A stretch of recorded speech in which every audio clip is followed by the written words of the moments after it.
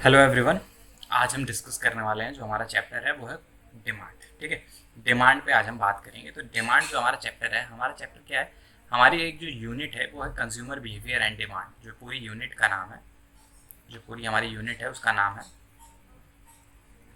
Consumer behaviour and demand. ये हमारा पूरी यूनिट है जिसमें से हमने कंज्यूमर बिहेवियर वाला जो कंज्यूमर इक्विलिब्रियम था वो वाला पार्ट पूरा डिस्कस कर लिया। ये वाली चीज़ पूरी हमने देख ली, इक्विलिब्रियम देख लिया, सारी चीज़ें देख ली। अब अपने को जो चीज़ डिस्कस करनी है वो चीज़ डिस्कस करनी है डिमांड। तो डिमांड के बारे में देखते हैं। सबसे पहले देखो, जो डिमांड है हमारी वो क्या होती है। डिमांड हमारी 5 चीज़ों से मिलकर बनती है। देखो क्या क्या होती है। वो पहली चीज़ है, फर्स्ट चीज़ होती है हमारा डिज़ायर। सेकंड चीज़ होती है हमारी एबिलिटी। थर्ड चीज़ हमारी होती है टाइम। फोर्थ चीज़ हमारी होती है प्राइस। अभी एक एक बार सब पे डिस्कस करेंगे, सब पे एक एक बात करेंगे। और लास्ट होती है हमारी क्वांटिटी।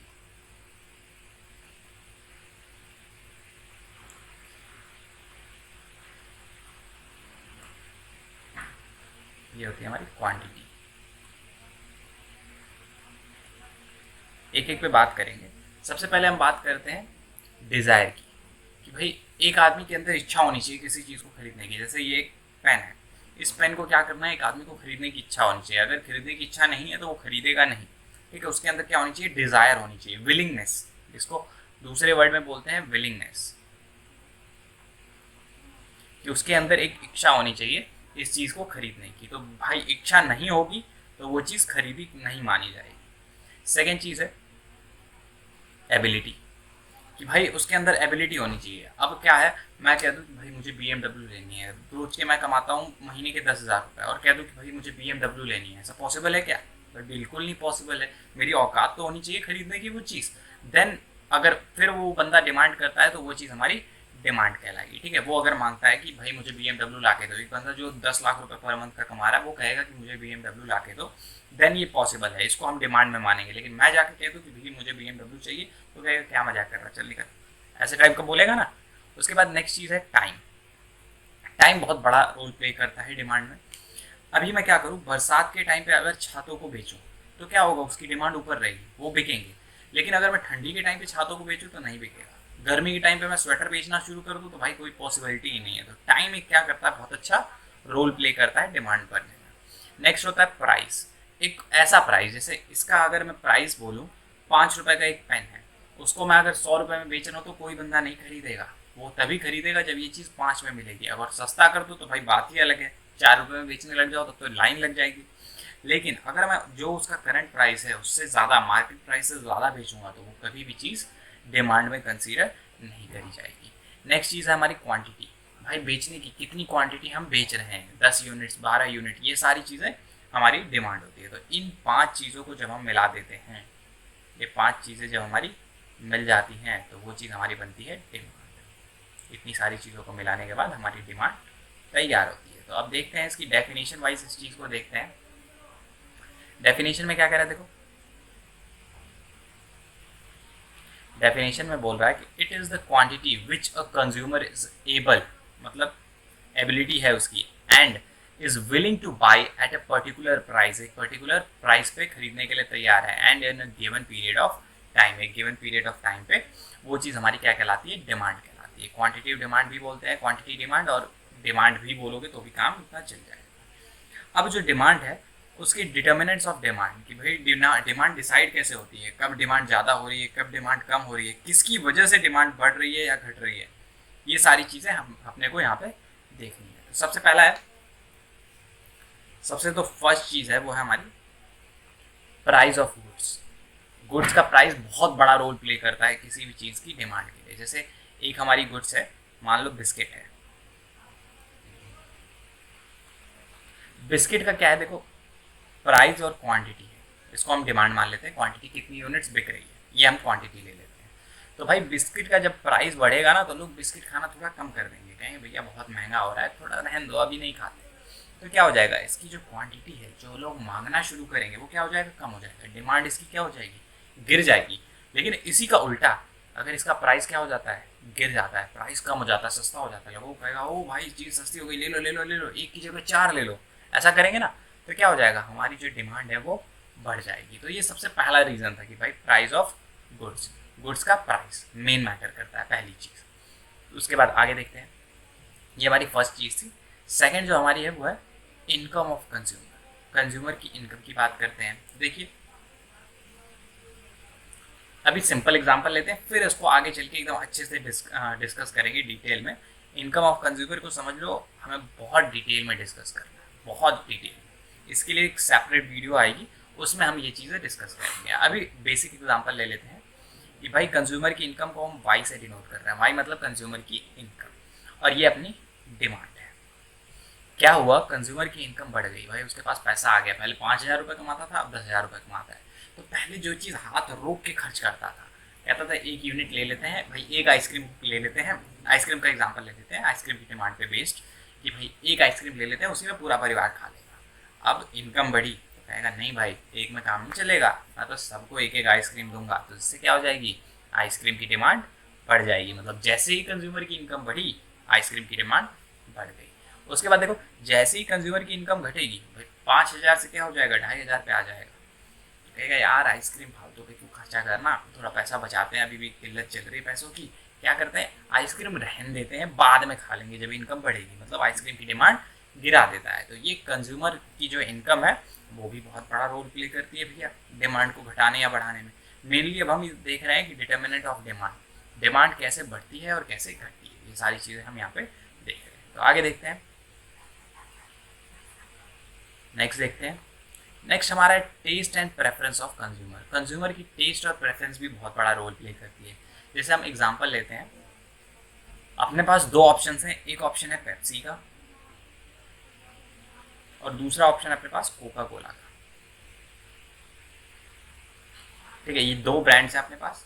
तो कुछ कंज्यूमर ऐसे होंगे, मान लो टोटल 100 कंज्यूमर है, वो 100 कंज्यूमर में से 50 कंज्यूमर ऐसे हैं जो क्या करते हैं, सिर्फ कोका कोला पीते हैं, और 50 कोका कोला पीते हैं, और 10 कंज्यूमर ऐसे हैं जो सिर्फ पेप्सी पीते हैं और कोई ब्रांड छुएंगे नहीं। बाकी बचे ये दोनों मिला के देखो 60 हो गए, बाकी बचे 40 कंज्यूमर। तो ये 40 कंज्यूमर कोई भी ब्रांड पे जा सकते हैं, वो पेप्सी भी पी सकते हैं, कोका कोला भी पी सकते हैं। लेकिन ये जो 10 इसके हैं, 10 पेप्सी के हैं और 50 कोका कोला के, ये कभी हिलेंगे ही नहीं। इनको कोक नहीं मिली, कोई दूसरी चीज़ नहीं पीनी, पानी पी के रह लेंगे भैया, लेकिन कोक ही पीनी है, ये वाला हिसाब होता है इनका। तो देखो इनकी जो डिमांड होती है वो ज़्यादा ऊपर नीचे नहीं होती, क्योंकि इनके भाई 50 कंज्यूमर फिक्स हैं, भाई 50 तो आने ही आने हैं। 50 यूनिट अगर मैं कोक निकालूंगा, 50 यूनिट अगर मैं मार्केट में भेजूंगा, तो वो 50 की 50 बिक जाएंगी, क्योंकि भैया ये लोग तैयार हैं खरीदने के लिए। ठीक है, उसी का उल्टा अगर इसकी डिमांड कुछ ऐसी होती, डिमांड क्या होती, कुछ फिक्स नहीं होती भाई, 100 में से कभी भी कोई इधर जा सकता है, कोई भी इधर जा सकता है, कोई फिक्स नहीं है भाई। 100 लोग हैं, जब मन करा पेप्सी पी ली, जो मिल गया वो पी ली, ऐसे वाले लोग हैं। तो इसकी डिमांड प्रेडिक्टेबल नहीं है। मान लो 100 यूनिट्स हमने भेजी और भैया बिकी ही नहीं, तो ये हिसाब चलता है टेस्ट एंड प्रेफरेंस का। अगर कंज्यूमर, कुछ लोग क्या होते हैं सिर्फ आईफोन ही चलाना है, तो आईफोन की डिमांड वैसे ही चलती रहती है। आगे देखते हैं नेक्स्ट टॉपिक।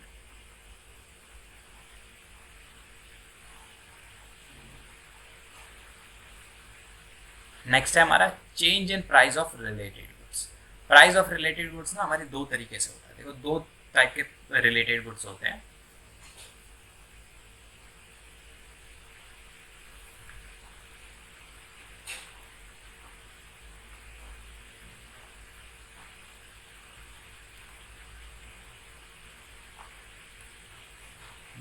ये क्या हो रहा है,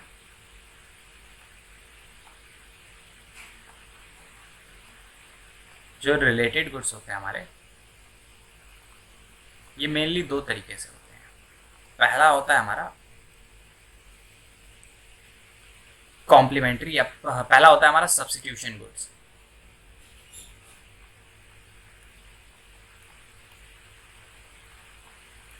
और सेकंड हमारा होता है कॉम्प्लीमेंट्री गुड्स।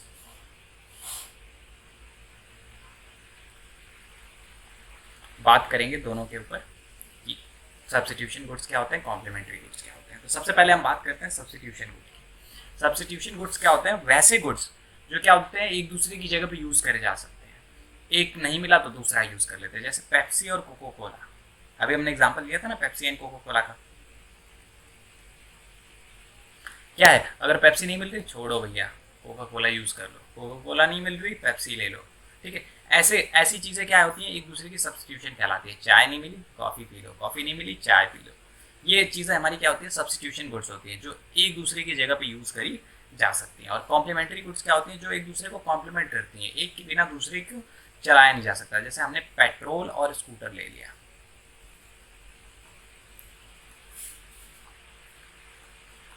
ठीक है भाई, स्कूटर तो हमने ले लिया, उसको चलाने के लिए क्या चाहिए होगा, पेट्रोल चाहिए होगा। तो ऐसी चीज़ें क्या कहलाती है, एक दूसरे की कॉम्प्लीमेंट्री गुड्स कहलाती है। इसी तरह पेन और इंक ले लो, भाई पेन तो ले लिया, इंक है नहीं, कोई फ़ायदा है क्या लेने का पेन, नहीं। तो ये दो टाइप की चीज़ें आती हैं हमारी। फर्स्ट वन जो होती है हमारी वो होती है सब्स्टिट्यूशन गुड्स, जो एक दूसरे के जगह पे यूज़ करी जाती है, और कॉम्प्लीमेंट्री जो एक के बिना दूसरे को यूज़ नहीं कर सकते, एक दूसरे को कॉम्प्लीमेंट करती है, बिना एक की दूसरी चीज़ नहीं यूज़ करी जा सकती। हमने पढ़ा था ना कॉम्प्लीमेंट्री एंगल, दो एंगल्स का सम 90 डिग्री होता है, तो वो चीज़ कॉम्प्लीमेंट्री एंगल कहलाती है। तो दोनों दो का सम ले रहे थे, यहाँ पे सेम वही है, दो गुड्स लेने, जैसे यहाँ पे पेट्रोल और हमने स्कूटर वाला एग्जाम्पल लिया था। तो अब देखो, सबसे पहले हम बात करते हैं सब्स्टिट्यूशन गुड्स की। जो सब्स्टिट्यूट गुड्स हैं उनकी बात करते हैं।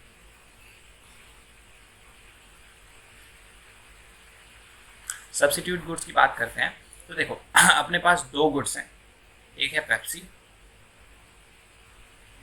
और दूसरा है कोक। कोक मतलब कोको कोला, शॉर्ट में बोलते हैं कोक। तो देखो ये क्या है, इसका प्राइस है, इसकी क्वांटिटी है पेप्सी की, दूसरी तरफ हमारा कोक का प्राइस है एंड कोक की क्वांटिटी है। अभी क्या होगा, अगर पेप्सी का प्राइस बढ़ता है, पेप्सी थोड़ी सी महंगी हो जाती है, तो लोग कहेंगे भैया पेप्सी छोड़ो महंगी पड़ रही है, भाई नहीं इतना पैसा नहीं है अपने पास, हम क्या करते हैं, हम स्टार्ट कर देते हैं कोक को पीना। जैसे ही इसका प्राइस बढ़ा, लोग कोक की तरफ शिफ्ट हो गए और कोक की डिमांड क्या हो गई, बढ़ गई, कोक लोग ज़्यादा मांगने लग गए। इसी का उल्टा ऐसा हुआ कि भाई पेप्सी का प्राइस उन्होंने घटा दिया, पेप्सी को क्या कर दिया, सस्ता कर दिया। हम कहेंगे ओ ये तो सस्ती हो गई, भाई कोक महंगी मिल रही है, हम कोक नहीं पी रहे, कोक नहीं पियेंगे, अब हम पियेंगे क्या, अब हम पियेंगे पेप्सी। और जब पेप्सी पीना लोग शुरू करेंगे तो भाई कोक की डिमांड क्या हो जाएगी, नीचे चली आएगी। तो देखो यहाँ पे हमें को रिलेशन कैसा मिल रहा है, प्राइस ऑफ रिलेटेड गुड्स जब क्या हो रहा है, बढ़ रहा है, तो हमारे गुड्स की जो डिमांड है वो बढ़ जा रही है। लेकिन जब प्राइस ऑफ रिलेटेड गुड्स गिर जा रहा है तो हमारे गुड्स की डिमांड गिर जा रही है। मतलब एक दूसरे के साथ इनका कैसा रिलेशन है, डायरेक्ट रिलेशन है।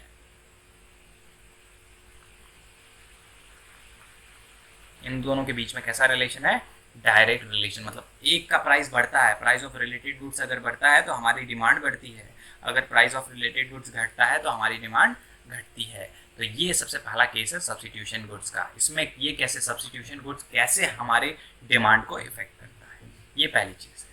उसके बाद आगे देखते हैं, दूसरी चीज़ हम देखेंगे अपना कॉम्प्लीमेंट्री गुड्स की। कॉम्प्लीमेंट्री गुड्स की बात करते हैं तो हमने दो चीज़ें ले ली, एक ले लिया पेट्रोल